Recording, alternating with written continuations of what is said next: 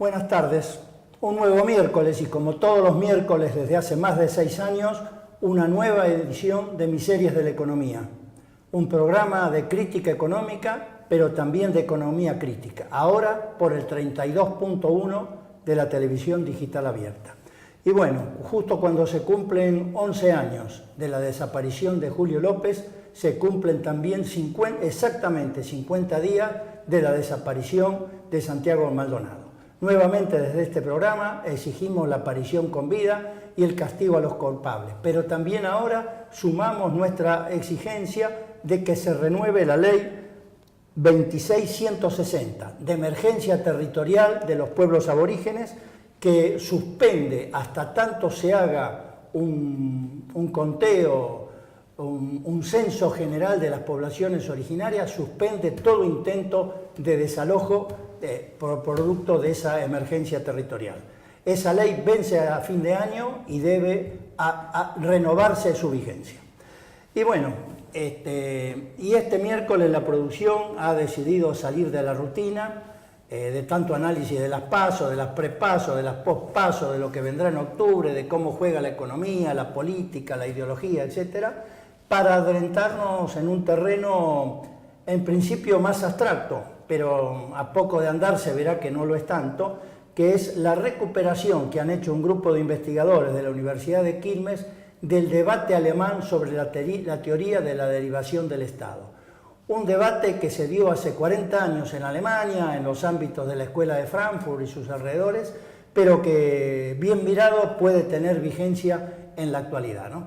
Para eso está invitado Alberto Bonet, doctor en Ciencias Sociales por la Universidad de Puebla, docente e investigador de las universidades de Buenos Aires y de Quilmes, y autor, entre otros libros, de La insurrección como restauración, los años 2002-2015 del kirchnerismo.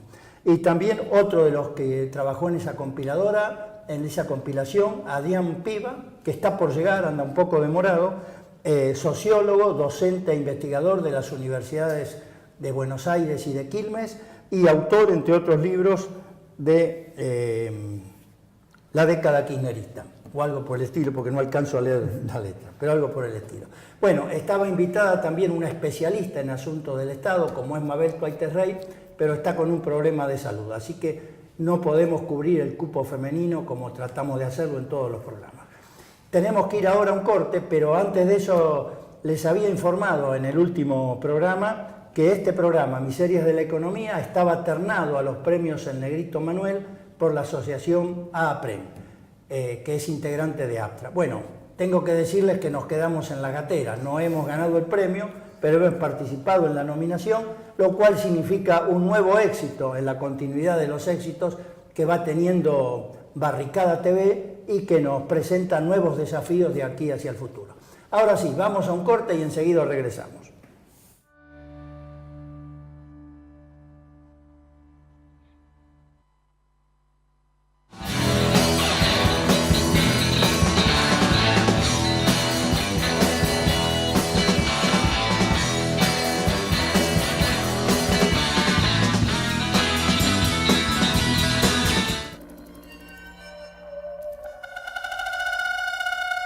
Nunca se sabrá cuánto daño le hicieron al pueblo venezolano los golpistas pro-yanquis de abril de 2002. Nunca se sabrá, porque las consecuencias van como una ola. Van como una ola. Nos quedamos sin dinero. ¿Producto de qué? El sabotaje, la fuga de capitales, el sabotaje petrolero. ¿No recuerdan que pasamos 3 meses sin producir petróleo? Cerrada la producción de 1.9 millones de barriles por día de crudo, lo cual representa el 68% de la producción total de PDVSA de 2.8 millones de barriles. La economía se vino al subsuelo, pero bueno, no hay mal que por bien no venga, decía Trotsky. A toda revolución le hace falta el látigo de la contrarrevolución. Lancen latigazo, que nosotros los aguantamos y a cada latigazo responderemos con más revolución. Profundización de la revolución.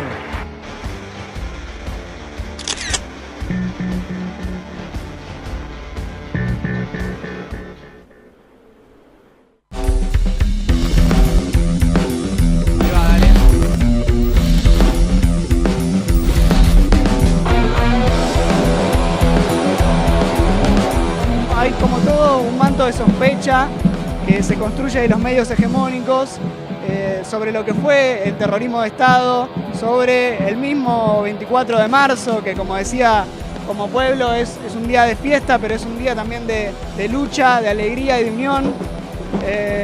Bueno, me parece que sí, hay todo un cuestionamiento y es muy grave, es sumamente grave que de las voces, si se quiere, como autorizadas de la sociedad, que son tanto los medios como los funcionarios públicos, se ponga ese manto de sospecha.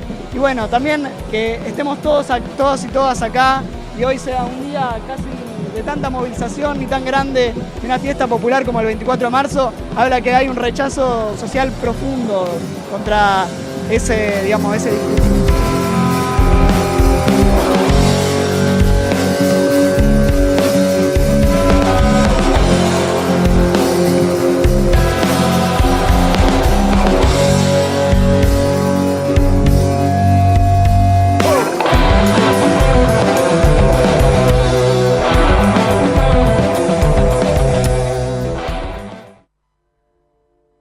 La cara de la guerrilla siempre ha sido oculta, clandestina, siempre se cuenta por pedazos, entonces le queda todo el campo mediático para que el gobierno construya una imagen de nosotros, ¿no?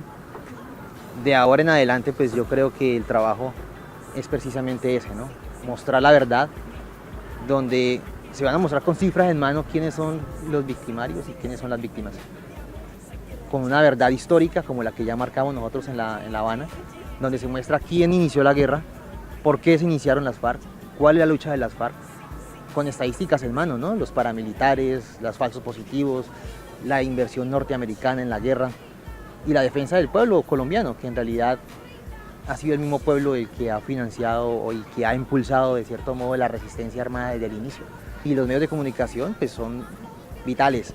Nosotros pensamos, o personalmente yo creo que se tendrán que crear películas, novelas guerrilleras, si se puede, para mostrar esa realidad, digamos, que tenemos y donde cada guerrillero es una historia terrible, de víctima, de abandono estatal, de persecución. Barricada TV, adelantando la construcción de un nuevo mundo.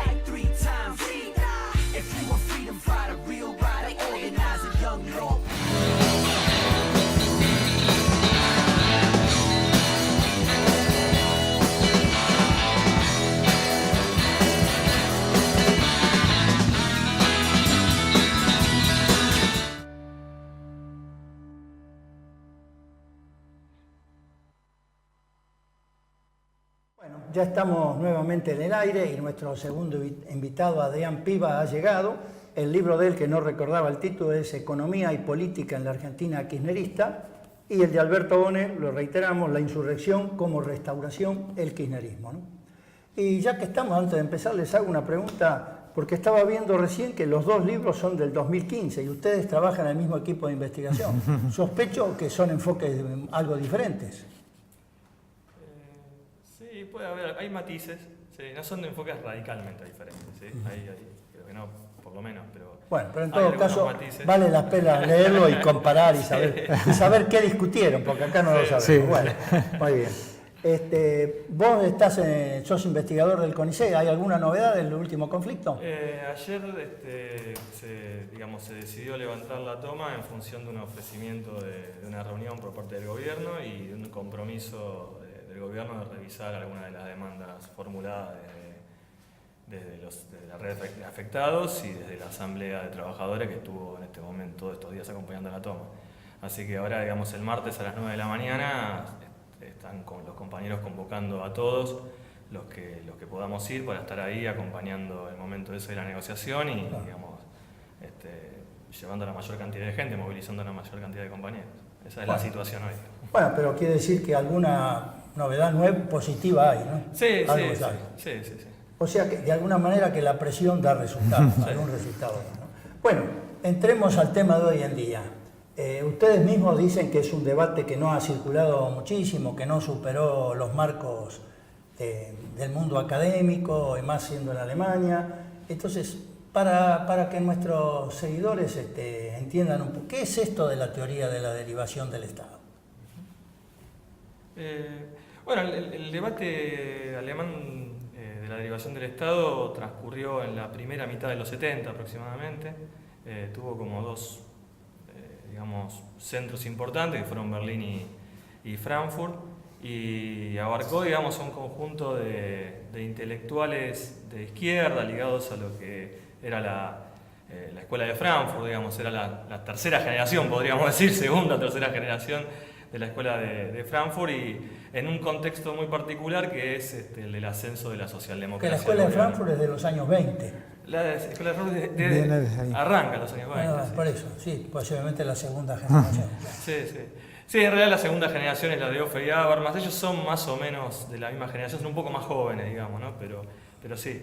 Pero el ascenso de la socialdemocracia al gobierno, digamos, fue lo que generó una serie de debates al interior de la izquierda.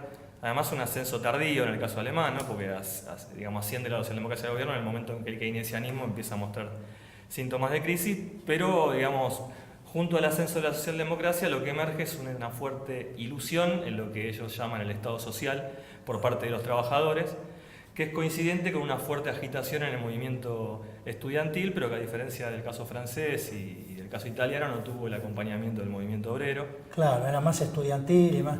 Ahora, claro, esto se ubica entonces en el fin del periodo dorado de posguerra, de los 30 años dorados del capitalismo, que crecía el reformismo, la socialdemocracia, crecía también el estalinismo, ¿no es cierto? Porque fueron años de mucho capitalismo y mucho estalinismo en ese sentido, ¿no? Claro, entonces el debate se ubica en el auge de las luchas obreras y estudiantiles en Europa de aquel momento. Y con ese doble debate, ¿no? Por un lado con el estalinismo, digamos, ¿no? Con la teoría del capital monopolista de Estado, y por otro lado el debate con la socialdemocracia, ¿no? Digamos, la ilusión de la posibilidad de postergar indefinidamente las crisis y resolver la demanda de los trabajadores en el marco de una intervención social del Estado. Eso es lo que se llama o se llamó en ese momento la ilusión del Estado. Sí, lo que algunos de los autores llaman la ilusión en el Estado social. ¿Y eso cómo operaba políticamente entre los trabajadores, los sectores más populares europeos? Bueno, depende de los países, pero en el caso alemán es un poco lo que señalaba Adrián. Operaba fuertemente en la clase obrera alemana, digamos, ¿no? La socialdemocracia tenía un respaldo todavía firme en la clase obrera alemana, y las nuevas izquierdas tenían más bien que ver con el movimiento estudiantil, el movimiento de la paz, de movimientos civiles, digámoslo así, ¿no es cierto? En ese contexto un poco irrumpe el debate alemán, que es un debate de todas maneras intelectual, ¿no? Que tiene vínculos con los movimientos, con la movida que había entonces en Alemania, pero es fuertemente intelectual, digamos, ¿no? Ahora, esto implica, según he leído en la introducción que hacen ustedes al volumen, una ruptura con las ideas o las nociones del Estado que tenía el marxismo hasta ese momento. Solo del estalinismo, de los PC soviéticos o otras áreas. ¿Cómo se expresaba eso? No, en realidad no solo, digamos, hay distintos adversarios en el debate externos al debate mismo, ¿no? Uno es el que señalaba Adrián de la teoría oficial consagrada por el estalinismo, en realidad del estado del capitalismo monopolista de Estado, que eran los partidos comunistas, ¿no? Claro. Que en Alemania lo tenían como presencia del otro lado del muro, no era cualquier presencia esa, ¿no? Eso, después la concepción socialdemócrata del Estado, de la neutralidad del Estado en definitiva. La concepción reformista del Estado es el otro contrincante. Políticamente seguramente esos son los dos principales contrincantes, ¿no? Y después algunos debates con algunos intelectuales más nuevos como Habermas y Offe, pero que políticamente creo que los dos grandes contrincantes son más bien la concepción de los partidos comunistas y la concepción de la socialdemocracia. Es interesante recuperar esto de la neutralidad del Estado, porque de alguna manera este debate de la derivación es una vuelta a Marx, o al Marx del tomo 1, del libro 1, ¿no? Porque explica, cuando explica el origen de la tasa de ganancia y dice no se puede analizar las clases sin saber de dónde viene todo esto. Acá es algo similar en cierta manera. Sí, o sea, digamos, ambos enfoques, el del capitalismo monopolista de Estado y el socialdemócrata, más allá de las diferencias, representaban dos modalidades de visión de la economía y la política, el Estado y la acumulación, como esferas totalmente separadas, y que fundaba en algunos casos la idea de que el Estado podía ser un instrumento utilizado por parte de las distintas clases, y en el otro que el Estado podía aparecer como fuera de las contradicciones de clase y resolviéndolas. De hecho, Alberto nombraba recién a Habermas, y Habermas, Ofe, digamos, de alguna manera coinciden en que el Estado ha sido capaz de suprimir las crisis de alguna manera en el terreno económico, y que de alguna manera los problemas se trasladan a la esfera de lo político, de la legitimación. Pero esto presupone ver sistema económico y sistema político como esferas separadas. Diferenciadas. Exactamente, claro. Algo que también está en el estructuralismo marxista y que es bastante extendido incluso en la propia izquierda, digamos, ¿no? Y que funda, digamos, una visión en la cual no se ve al Estado como parte de la reproducción de la relación capitalista, ¿no? Este es el hecho central. En última instancia es ver el Estado como producto de la relación de fuerzas sociales. Sí, en realidad lo que uno podría definirlo muy ambiciosamente, pero creo que la definición correspondería con lo que hicieron ellos, es Marx, cuando había previsto en El Capital mismo, en la crítica de la economía política, había previsto un libro dedicado a, que nunca escribió, pero dedicado al Estado. Creo que en realidad los derivacionistas lo que pretenden es hacer eso, llenar ese vacío, extender la crítica de la economía política de Marx, o sea, El Capital, hacia la teoría del Estado. Eso es nada menos que lo que se proponen en definitiva, ¿no es cierto? Claro, de ahí viene la teoría de la derivación, que el Estado se deriva del concepto de capital. Del concepto del capital, ¿no? De la manera que las nociones de capital, de dinero, se derivan de la noción de mercancía, etc. Bueno, exactamente, la noción de Estado es posible derivarla. Es interesante desde el punto de vista de la aplicación práctica, ¿no? Y más en países donde han reinado más las ideas de alianzas de clase y todo ese cosa, ¿no? La idea de que el Estado flota sobre las clases, etcétera, etcétera. Exacto. ¿No? Sí, sí. Exacto. Y las ideas de autonomía relativa del Estado, que muchas veces, digamos, tratan de lidiar con este problema que tenían las teorías instrumentalistas, ¿no? Que el Estado no siempre actúa exactamente al servicio de la clase dominante, pero lo hace de un modo que muchas veces se pierde de vista el hecho de que el Estado es el modo en que el capital organiza su dominación, digamos, ¿no? Es una forma a través de la cual el capital organiza su dominación, no es exterior esa dominación, y no es exterior, por lo tanto, ni a las contradicciones ni a las crisis. Es decir, el Estado no puede, está atravesado por la crisis, no puede intervenir desde fuera y resolver la crisis. Claro, ¿no? Claro, eso es cierto, pero también es cierto que no es lo mismo el estado del bienestar que el estado anterior, o lo que está viniendo ahora, ¿no? Sí, sí. Eso desde el punto de vista de las clases sociales tiene algunas ventajas, digamos. Por lo menos, digamos, en última instancia, todas las conquistas obreras, sociales de la época del periodo dorado del capitalismo, del 45 al 75 tienen que ver con esto, ¿no? Tienen que ver con esto. Hasta que eso provocó la caída de la tasa de ganancia y el Estado recupera el rol anterior a los años 30, digamos, ¿no? Sí, de alguna manera sí. Sí, el debate tiene con ese periodo una relación ambigua, ¿no? Porque por un lado el debate se sitúa a un nivel de abstracción muy alto, digamos, a un nivel de generalidad muy alto, por lo tanto pretende dar cuenta de la relación entre Estado y capital independientemente del periodo histórico. Es decir, pretende que no está hablando de los años dorados. Por otro lado, es visible que la preocupación de todo lo que están discutiendo es justamente dar cuenta de ese problema y de ese proceso, digamos, ¿no? Y de los problemas que entrañan para la estrategia socialista, el hecho de que haya una extendida ilusión entre los trabajadores de que el Estado puede intervenir de manera neutral y satisfacer sus demandas y postergar indefinidamente o resolver indefinidamente las tendencias a la crisis. Y muchas veces parecen pasar por, digamos, discusiones lógicas, lo que son en realidad discusiones políticas muy ligadas al periodo histórico. Ahora, ese alto nivel de abstracción, de generalidad, no permitió dar cuenta del problema de los cambios en la forma de Estado. Ese problema, digamos, de alguna manera quedó pendiente y se retomaron otros debates en los años 80 vinculados a los procesos de reestructuración, ¿no? Digamos, el proceso de ofensiva neoliberal. Tenemos que ir a un corte, pero cuando regresemos me gustaría ver las críticas. Lástima que no pudo venir Mabel, porque me imagino que ella es crítica de alguna de estas cosas, ¿no? Pero bueno, vamos a un corte y ya regresamos.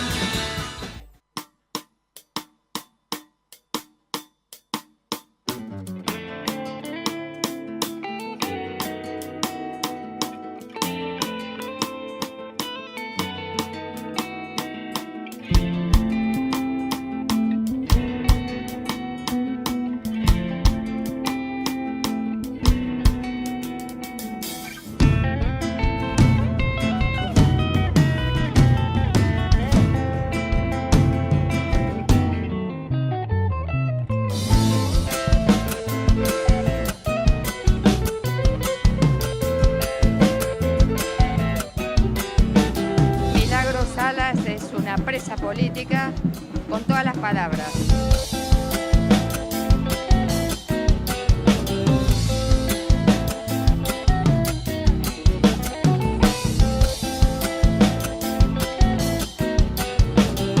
Verdugos del futuro, sonrisita mortal, de traje y guantes te han vuelto a robar.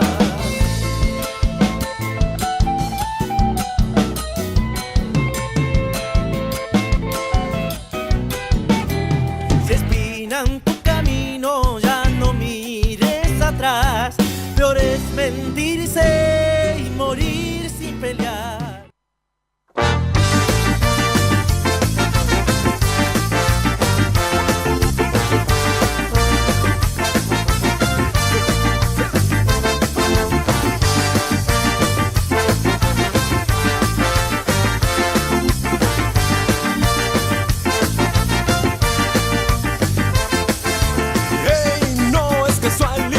Que estemos luchando por una causa social. La declaración en la Constitución dice que tengo derecho a valer más.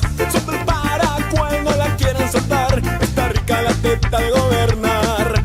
Sus sueldos poderosos han provocado destrozos en nuestra economía de capital. Son ladrones de papel, sus lujos van a ceder. Son ladrones de cartón, no roban bajo el nombre de Perón. Uy, uy, uy, uy, uy.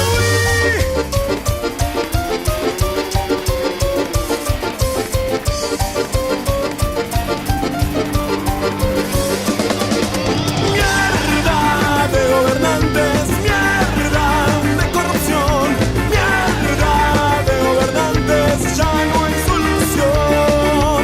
Mierda de gobernantes, mierda de corrupción, mierda de gobernantes, se viene la revolución. ¡Arriba!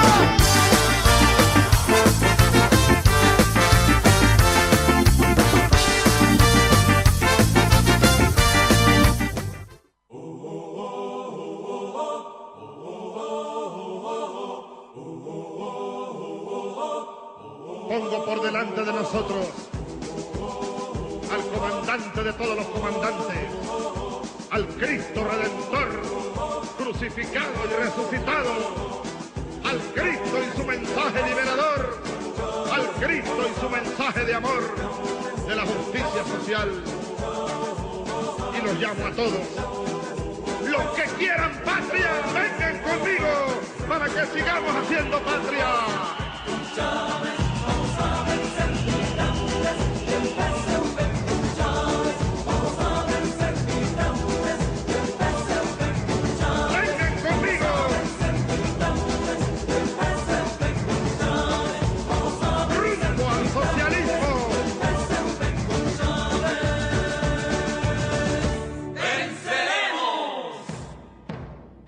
Socialismo, inclusión. Barricada TV, un arma de combate para los que luchan. Bueno, un saludo y una invitación a los panas de Barricada TV, acá en la parroquia La Vega, donde no solamente hacemos radio, también están los compas de Barrio TV, está la dinámica cultural y todo el trabajo comunal que podamos desarrollar de aquí a que ustedes vengan.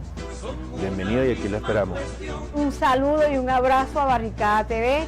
Sigan, continúen luchando, que si no luchamos no logramos nuestros objetivos. Y nuestros objetivos son la lucha de clase, la lucha de los pobres contra los ricos, porque los ricos se quieren adueñar del mundo, se quieren adueñar de nuestro aire, de nuestra tierra.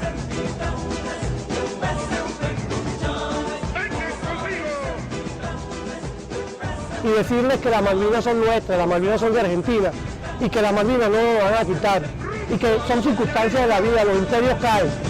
¡Venceremos! Para esos camaradas allá en Argentina, yo le voy a dedicar esto. ¡Viva la patria!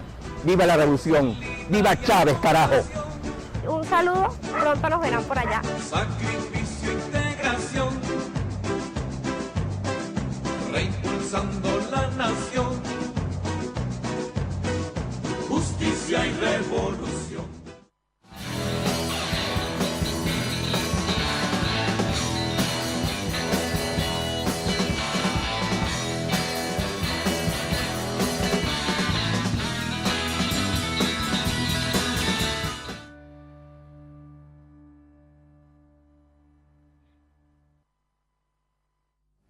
Bueno, estamos nuevamente en el aire. ¿Y qué fue lo que los llevó a ustedes a recuperar este debate? Que ya lleva 4 décadas, 40 años más o menos, ¿no? ¿Qué es lo que cuáles son las inquietudes que me imagino deben surgir del contexto de estos años, ¿no? Sí, sí. Como tiene 2 dimensiones, me parece, creo que Adrián señalaba algo de eso, el debate en realidad.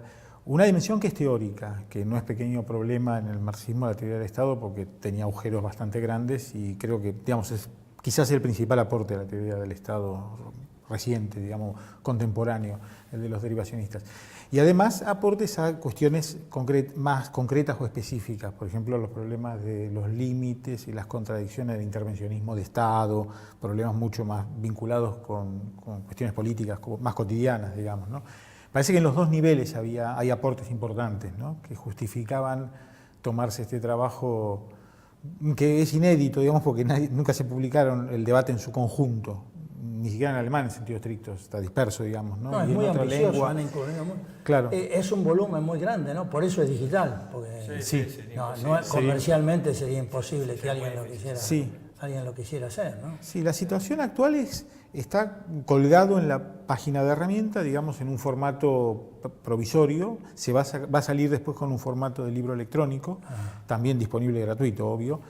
Y quizás en algún momento se piense en una publicación en papel, pero más bajo demanda, digamos así, porque financieramente es inmanejable, serían 700 páginas. Nosotros creo que tenemos el link ahí, señora directora, si lo quiere poner en pantalla para que los que quieran ir viéndolo como está, puedan hacerlo. He visto que en el trabajo participaron varios de los que participaban del equipo de Cuadernos del Sur. No solo Alberto, también Juan Grijera, incluso la traductora Catherine Silmey. Bueno, vos colaboraste bastante en el Cuadernos del Sur en aquellos años, ¿no? Hay varios artículos tuyos. Bueno, les informo que antes de venir para acá me avisaron que ya está todo totalmente digitalizado, los 40 números de Cuadernos del Sur, las 6 fichas temáticas. Falta terminar el índice por autor, pero ya se puede consultar libremente con solo poner Cuadernos del Sur todo junto, .org. Así que bueno, los que tengan ganas de revisar un pasado más reciente que los derivacionistas, puede estar, porque ahí también habíamos publicado algunos artículos del derivacionismo. Sí, ¿no? En realidad la revista había sido objetivamente uno de los medios de difusión del debate y de los debates posteriores en teoría del Estado. O sea, hemos sido adelantados. Sí. Hace 20 años o más, 20 años ya de que dejó de salir. Bueno, mucho derivacionismo, pero bajémoslo a lo concreto. ¿Cómo podemos ver esto desde Latinoamérica o desde las luchas actuales? ¿Qué puede servir las conclusiones de la teoría de la derivación para...? Bueno, vos recién has preguntado por los motivos de la publicación. En parte, como decía Alberto, tiene que ver con la necesidad de restituir el lugar de la teoría del marxismo y de la indagación sobre la cuestión del Estado, que es una cuestión central, pero en parte tiene que ver también con la coyuntura o con la etapa más bien que atravesó Latinoamérica en los últimos 12 años y en particular amplios sectores de la izquierda, donde efectivamente se volvieron a plantear los problemas del lugar del Estado en los procesos revolucionarios, en los procesos emancipatorios. Y en la medida que, digamos, las experiencias latinoamericanas más recientes tendieron a caracterizarse por volver a situar, por un lado, al Estado como agente de transformación, y por el otro lado, en ciertas concepciones que tendieron a borrar o a diluir el punto de ruptura, ¿no? O sea, digamos, en la tradición leninista, digamos, la ruptura del Estado, digamos, era de alguna manera un punto central, y en estas últimas experiencias han generado debates al interior de la izquierda sobre el papel de ese Estado, Venezuela particularmente, etcétera, ¿no? Entonces, en gran medida, eso también fue parte digamos, del interés de volver a traer este debate, ¿no? Ahora, el caso del Estado en Venezuela no es distinto a lo que fue con el kirchnerismo en Argentina o con Lula, porque en realidad es un Estado... Yo he estado en Venezuela y estuve a punto de quedarme a trabajar en el Estado. Es un Estado que no funciona, por eso todas las organizaciones paralelas. No es como el kirchnerismo que funcionaba, o no conozco mucho lo de Brasil, pero bueno, es un Estado más orgánico, digamos, no es el Estado venezolano, ¿no?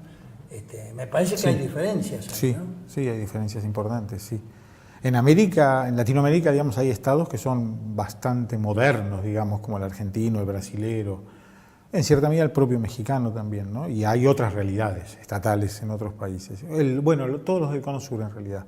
El chileno, etcétera, son estados más pequeños, digamos, pero son estados bastante modernos, digamos, ¿no? De un formato bastante europeo, digámoslo así. Y después hay otras realidades en otros países latinoamericanos, sí. Sí, claro que es distinto. Todos esos estados son distintos y todos los procesos son distintos, sí. Sí, no, y de hecho, bueno, es cierto que justamente el proceso venezolano quizás es el que más está en el centro del debate por la radicalidad del proceso y también por el nivel, digamos, de inadecuación, desajuste, desacuerdo, digamos, entre el modo en que interviene el Estado y las necesidades de un proceso más o menos regular de acumulación capitalista. Ahora, la importancia de traer este debate era justamente mostrar que ese desacuerdo o esa inadecuación entre Estado y capital no puede llevarse al extremo. O sea, que en el extremo lo que tenemos es crisis y en todo caso en el momento de la crisis lo que se presenta es el problema de las estrategias para superar el capitalismo, ¿no? Quizás este, digamos, debate, entre otras cosas, vuelve a situar el Estado no en el lugar de la solución, sino de parte del problema, digamos, ¿no? Claro, porque el Estado tiene límites estructurales. Sí. Bueno, se ha visto acá en menor escala que en Venezuela. Sí, las pocas medidas progresistas que tomaba el Estado bajo la administración kirchnerista chocaron con un montón de cuestiones. Exactamente. ¿No? Sí, sí.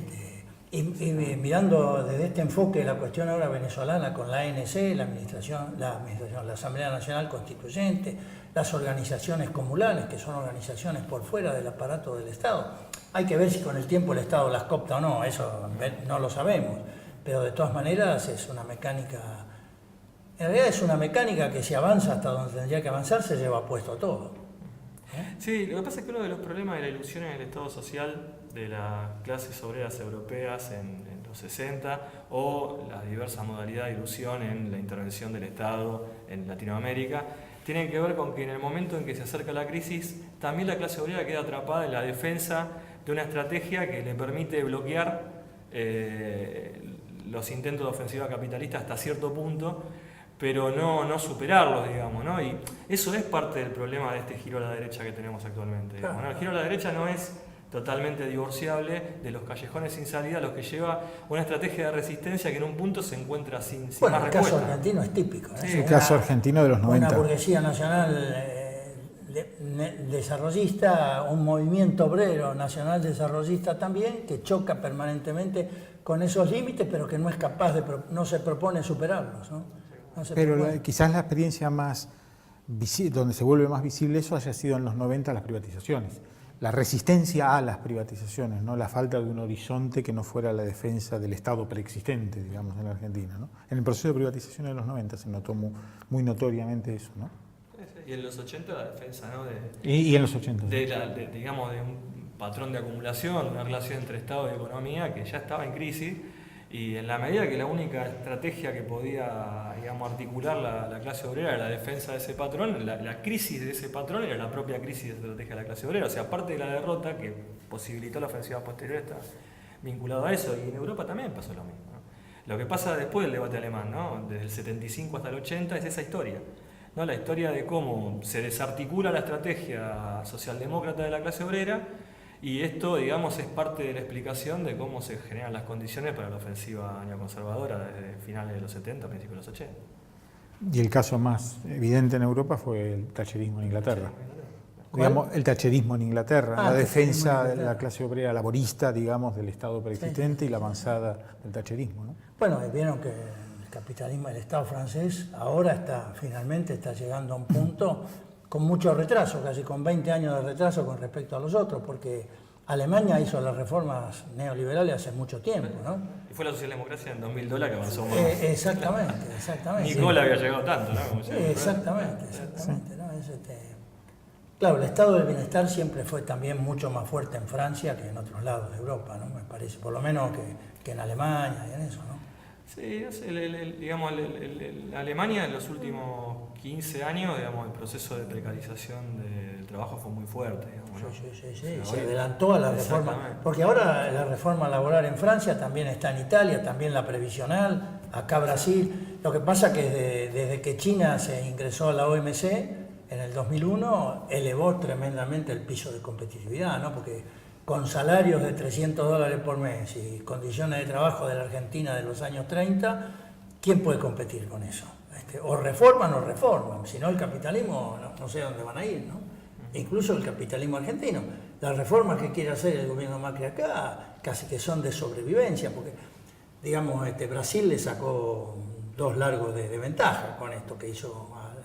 Es muy interesante también lo de Brasil en el sentido de que un gobierno que tiene el 5% de apoyo o algo así, ha sacado unas leyes porque es compatible con toda la Cámara que tiene.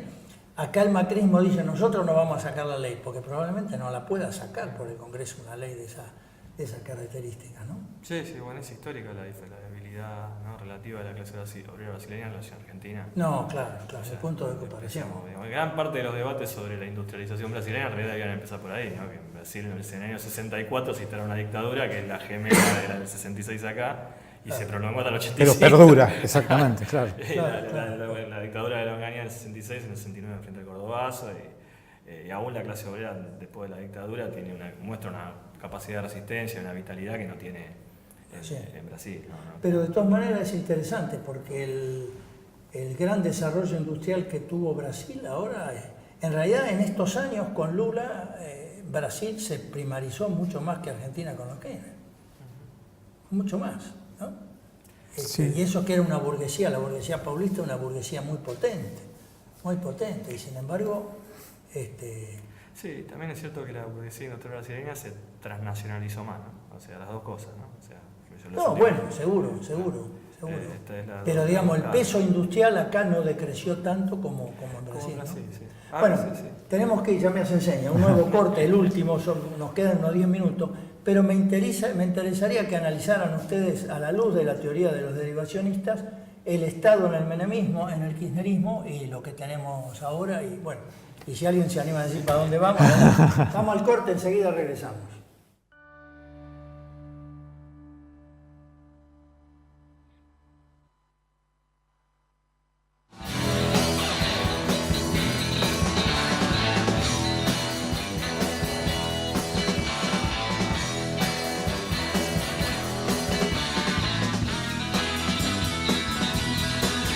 July 2010. Star Palestinian soccer player Mahmoud Sarsak is arrested on his way to a match. Israel holds him without charge for 3 years. June 2013. El Hakawati Theatre is shut down by Israel days before the annual Palestinian Children's Theatre Festival is scheduled to begin. August 2015. Palestinian-American author Susan Abulawa is denied entry into Palestine on her way to build playgrounds for children. In 1948, Zionist forces attacked villages across Palestine, dispossessing 750,000 people. Today, those refugees and their descendants are barred from returning home. Since 1967, Israel has received $120 billion in U.S. aid. Subsidizing the demolition of homes, the displacement of families, the theft of farmland, the arrest of children, and the siege and blockade of the Gaza Strip. This has become the longest-running military occupation in modern history. Governments around the world refuse to take action against Israel's illegal policies. Dozens of UN resolutions remain unenforced. We must act where governments have failed. In 2004, Palestinian civil society called for a cultural boycott of Israel, targeting government and complicit institutions, not individuals. Cultural boycott is an ethical, rights-based tactic with historical precedent. How can I perform in Israel when millions of Palestinians cannot attend? How can I play in Israel knowing that the government will use my show to whitewash its crimes? How can I participate in U.S. cultural projects funded by an apartheid government? How can I tour in Israel knowing Palestinian artists are denied the right to travel? How can I work with any institution complicit in Israeli human rights abuses? From Cape Town to Dublin, from Montreal to London, from Beirut to New York City, artists are raising their voices in support of cultural boycott. Refuse to play for apartheid. Amplify your voice for justice. Join the cultural boycott of Israel. I endorse the cultural boycott of Israel. I endorse the cultural boycott of Israel.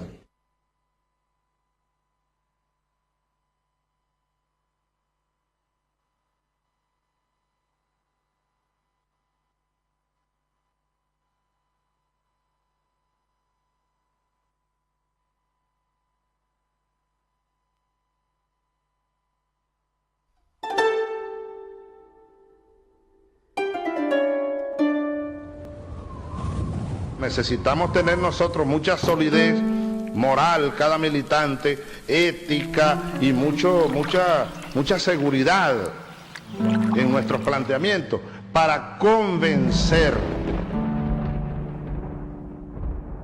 No dar el mal ejemplo de la corrupción, el clientelismo, el grupismo, el sectarismo y todo eso, para ir a convencer al otro, a la otra, con valores, con razones, con argumentos, argumentando. Y para eso hay que estudiar, hay que prepararse, hay que conocer, hay que saber para convencer. El proceso de argumentación para convencer al que no está convencido, al que tiene duda, y para solidificar el convencimiento de los que ya estamos convencidos, eso es vital para asegurar la hegemonía perenne. Eso es vital. Estamos obligados a convencer. Eso no se decreta. Una gran sociedad patriótica que incluye, repito, a los sectores medios de la población, a los intelectuales, a los profesionales, a los técnicos, a los llamados niní o apolíticos, como algunos malamente los llaman, así creo. Es un gran esfuerzo que tenemos que hacer. Dejémonos del sectarismo. Aquí estamos nosotros. Cierren la puerta. No, hay que abrir las puertas. A través del debate, del diálogo, ustedes tienen que desplegarse por todas partes. Métanse en la bodega, en el comercio, métanse allá en la industria, en la fábrica, los trabajadores. Esto es vital, porque los enemigos de Venezuela y nuestros adversarios internos están tratando y seguirán tratando con mucho esfuerzo todos los días de convencer a la población venezolana de que este camino, de que este gobierno es malo, es perverso, a meterle miedo acerca del futuro. Es la batalla por convencer. Ellos con su manipulación, su mentira, sus miedos, su propaganda de miedo, nosotros con nuestros argumentos, con nuestras verdades, con nuestra crítica, nuestra autocrítica, pero eso tiene que ser de todos los días y dedicados con esmero.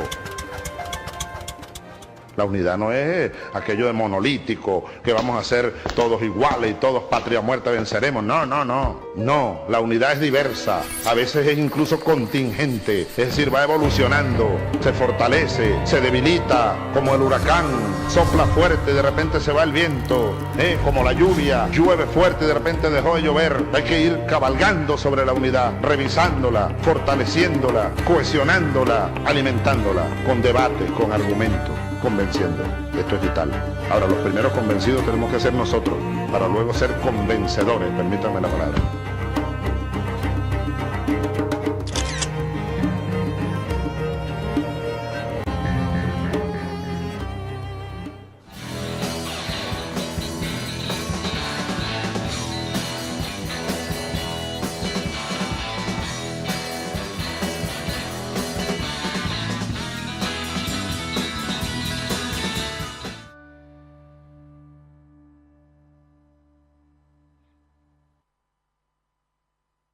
Estamos nuevamente en el aire y retomando lo que habíamos dicho y recurriendo a la capacidad de síntesis de usted, porque tenemos solo 10 minutos. A partir de la teoría de la derivación, ¿qué conclusiones podemos sacar o cómo interpretamos el periodo del Estado en la época menemista, en la época kirchnerista y en los 2 años de macrismo que tenemos ahora? Bueno, la derivación inspiró toda una corrientes y debates de interpretación de los cambios que estaba sufriendo el Estado en Europa, como decía Adrián, con el ascenso del neoliberalismo, ¿no? Entonces eso existió en el caso europeo y también lo vivimos acá, ¿no? Acá durante, sobre todo, especialmente en los 90, hubo una transformación radical de la quiénes forma de llevaron Estado. adelante eso en Alemania? ¿Qué autores? Y el propio, algunos que son derivacionistas, el propio Hirsch y después, bueno, los ingleses, Holloway, los digamos, británicos, Holloway, Monfeld, todos ellos, Jessop, varios en Europa, ¿no? Y nosotros acá atravesamos algo parecido, digamos, ¿no? Una transformación radical, incluso modelo de transformación radical en los 90 del Estado, ¿no? Entonces, si algo se transformó fue el Estado argentino en las últimas décadas, ¿no es cierto? Se transformó radicalmente, lo que complicó, digamos, el panorama sencillo de una transformación del Estado en un Estado neoliberal, que lo que sucedió en los 90 fue la crisis del 2001. La crisis del 2001, como fue una crisis económica, pero fue quizás fundamentalmente una crisis política que desarticuló aspectos fundamentales del Estado construido en los 90, del Estado neoliberal. Eso es lo que complicó, digamos, el horizonte, lo volvió más complejo, ¿no? Después, durante todo el periodo kirchnerismo, pensemos en las reestatizaciones, en las marchas atrás de ciertos aspectos fundamentales del Estado neoliberal construido en los 90. Las lecturas críticas que había, que yo recuerdo de aquellos años sobre los 90, no son exactamente la transformación del Estado en el sentido que vos lo estás mencionando, sino de un Estado que dejaba de hacer ciertas tareas, que se achicaba, que se ausentaba de los problemas, ¿no? Claro. Digamos, un enfoque me parece muy diferente a lo que estás haciendo vos. Sí, exactamente. En parte, digamos, la discusión, el debate de la derivación sirve para discutir con esos enfoques, ¿no? Con la idea de que el neoliberalismo suponía un Estado mínimo, cuando en realidad la ofensiva neoliberal tenía en el centro al Estado y en realidad cumplía otra función. Exactamente, hay una metamorfosis, ¿no? Y en realidad, digamos, el debate de la derivación quizás tanto para los 90 como para la posconvertibilidad sirve por razones inversas, pero que están vinculadas, ¿no? En los 90 permitía, digamos, combatir esta ilusión de que el Estado se estaba retirando cuando tenía un lugar central como trinchera del capital contra el trabajo, y en la posconvertibilidad porque ponía en el centro, digamos, el vínculo entre Estado y dominación capitalista, digamos, ¿no? La imposibilidad de romper ese nexo, el hecho de que el Estado es una forma en la que la dominación se articula, y discutir entonces con las estrategias que tenían fe en que una posibilidad... ¿Puedo decir eso en todo el periodo kirchnerista? Sí, como característica de la etapa, no solo en Argentina, sino en América Latina, como lo decía recién, pero sí, particularmente el kirchnerismo suscitó y suscita, digamos, una fuerte ilusión en sectores importantes de la juventud, y eso es innegable, digamos, ¿no? El problema, digamos... A pesar de que el propio kirchnerismo lo limitaba, ¿no? Porque, no sé si ustedes se acuerdan, en la convención de la Unión Industrial del 2010, la intervención ahí de Cristina Fernández de Kirchner dice: nadie piensa en un Estado empresario, pero tampoco nadie piensa en un Estado que no regule. Es decir, se ponía a sí mismo límites, ¿no? Sí, porque era evidente que un Estado regulacionista, como tuvimos en el pasado, iba a chocar a poco plazo. Eso en realidad está ya en los discursos iniciales del propio Kirchner, del 2003, claro, digamos, claro. Esa idea de la crítica al Estado empresario, etcétera, ya existe en ese momento. Sí, de hecho, el kirchnerismo se hace... El Estado, como lo representa el kirchnerismo, a partir de los discursos y también de la acción, ahí hay bastante, digamos, coherencia digamos, de lo que se dice y lo que se hace. Es un Estado que, digamos, es una crítica al Estado neoliberal, pero que se hace cargo de la crítica del neoliberalismo al Estado keynesiano. Exactamente. Sí. Eso se ve en la política hacia las privatizadas, ¿no? O sea, no hubo un impulso a volver a la vieja función del Estado, que implicaba un proceso de estatizaciones como iniciativa y no simplemente como reacción. Pero al mismo tiempo queda atrapado en esa trampa, digamos, de incorporación de demandas por 2001. Es decir, es que de alguna manera el neodesarrollismo de esta época sale de las entrañas del neoliberalismo y encuentra ahí sus propios límites, ¿no? Que en última instancia son los límites del capitalismo argentino. Sí, claro. Que nadie logra romper esos nudos, ¿no? No obstante, se puede decir que en la segunda fase del kirchnerismo, de los tres gobiernos, en el segundo hubo mucha ampliación de derechos, ¿no? Que yo creo que eso es la conquista más, lo que queda más importante del kirchnerismo es esa ampliación de derechos en distintos campos, ¿no? Donde el Estado intervino fuertemente en eso, ¿no? Que me parece que eso es lo verdaderamente rescatable, ¿no? Sí, o sea, eso tiene que ver con las condiciones en las que se recompuso el consenso post-2001, ¿no? Eso es lo que... Cuando hablamos de neopopulismo un poco nos estamos refiriendo a eso, ¿no? La idea del neopopulismo es la de una estrategia de reconstrucción del consenso sobre la base de recuperación de demandas, una recuperación selectiva, limitada, que en gran medida tiene que ver con estos límites, digamos, ¿no? esa selectividad. Y por otro lado, digamos, las dificultades para construir una hegemonía, ¿no? El populismo está muy vinculado a eso, ¿no? Y esa lógica de desplazamiento entonces del conflicto entre capital y trabajo hacia una oposición entre, digamos, pueblo campo, pueblo clarín, etcétera, que de alguna manera, al mismo tiempo que debe reconocer el conflicto, al mismo tiempo, digamos, lo aleja del centro del sistema, digamos, ¿no? Lo pone fuera del lugar donde sería más disruptivo. El populismo tiene ese doble carácter, ¿no? Incorporación de demanda y reconocimiento del conflicto, pero desplazamiento de ese conflicto hacia un lugar menos peligroso para el capitalismo. Claro, ¿no? Bueno, es la función que cumple. Ahora, ya tenemos que ir terminando. ¿Y cómo ven el pasaje entonces de este capitalismo, de este estado del neodesarrollismo a la actual, a la situación actual, ¿no? A mí me parece que por ahí lo más importante ahí es no caracterizar, no entender el macrismo como si fuera los 90, es decir, un proceso de reestructuración radical. Lo que el kirchnerismo, lo que caracteriza al macrismo es el ajuste. Es el ajuste, es básicamente una política de ajuste, no de reestructuración general como la que atravesamos en los 90, incluido el problema del Estado, ¿no es cierto? A lo sumo lo que puede esperarse, me parece a mí, en materia de Estado, de la estructura del Estado, no de aspectos secundarios, es que restauren ciertas modificaciones que el Estado ya había tenido en los 90.